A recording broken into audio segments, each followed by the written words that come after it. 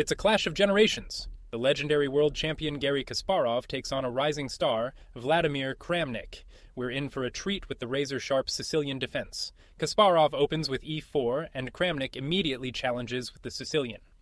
We see some unusual knight development from white before the center opens right up with d4.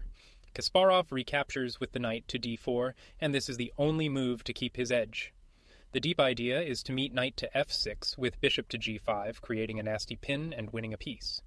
And just as planned, Kramnik plays knight to f6, Kasparov clamps down with bishop to g5, and both sides continue to develop their pieces. And there it is. Kasparov castles long. A brilliant and aggressive choice. He's declaring his intentions loud and clear. A kingside pawn storm is coming. Kramnik accepts the challenge, trading knights in the center with a capture on d4. Kasparov recaptures with the queen to d4. The perfect move, keeping the pressure on and preparing to fuel his kingside attack. And here's the point. After black castles, the pawn pushes to h4. Bishop to d7 is met by pawn to f3, and white's attack is overwhelming. The battle heats up. Kasparov launches his attack with f4 and damages black's pawn structure, while Kramnik starts his own queenside counterattack. A complex dance begins. Queens shift across the board, pawns creep forward on the queen side, and both kings tuck away, bracing for the decisive clash. Kasparov's queen probes on h3, but Kramnik quickly puts a stop to that with the pawn push to h5. Here, Kasparov plays a quiet move, but it's an inaccuracy that lets his advantage slip.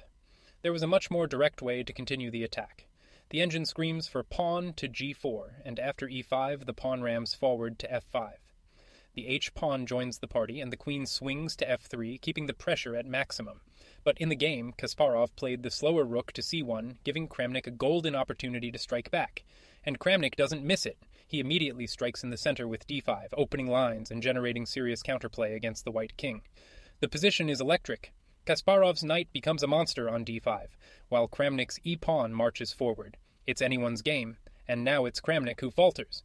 In this incredibly tense position, he makes a mistake that hands the advantage right back to Kasparov. The better defense was bishop to b6, and after the knight takes, the queen recaptures. Rook to d1 is met by king to g7, and black is holding firm. Back in the game, though, Kramnik played queen to c5, and this allows Kasparov to break through with a decisive pawn push. Kasparov pounces! The pawn rushes to c3, tearing open the queenside. This forces a sequence that nets white the crucial dark-squared bishop.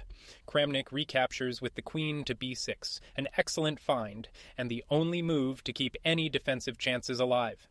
The point is this: if white tries pawn to b3, black can play bishop to b7, and after the trade of bishops, the queen recaptures, and black is still in the game, winning a piece. Kasparov calmly consolidates, improving his rook's position and methodically preparing to ratchet up the pressure on black's exposed king. Wow! Out of nowhere, Kramnik plays bishop to b7. A brilliant, desperate sacrifice, hoping to force trades and simplify into a holdable endgame. Kasparov accepts the sacrifice. A flurry of action follows, but just when things seem to calm down, he unleashes a new attack, sacrificing the exchange on f6 to drag the black king into the open.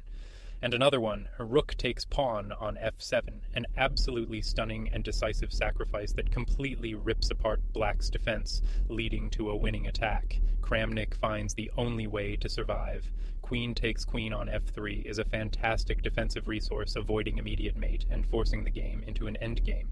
The queens come off, but white is completely winning. The passed f-pawn is a monster, and black's king is dangerously exposed. And that's the final mistake. In a difficult position, Kramnik makes a capture that loses on the spot. He had to try and activate his king. The best try was king to f5, and after king to a2, the rook can take on f3. White plays rook to a7, but the king takes the pawn on f6, and black is still fighting. But in the actual game, Kramnik played rook takes pawn on f3, and this allows Kasparov's rook to get behind the lines with decisive effect. Kasparov is ruthless. The rook slides to e7, cutting off the king. This passive rook move is the last slip. The position was likely lost anyway, but this makes white's task simple. A more active defense was required. The only chance was rook to b6, and though white pushes to f7, the rook can challenge on f6. Rook to g8 is met by king to e4, creating some problems. Instead, Kramnik plays the rook back to f8, and now that f-pawn is simply unstoppable. Kasparov pushes the pawn to f7, just one step from queening. Kramnik's king scrambles forward, but it's too late, and rook to g8.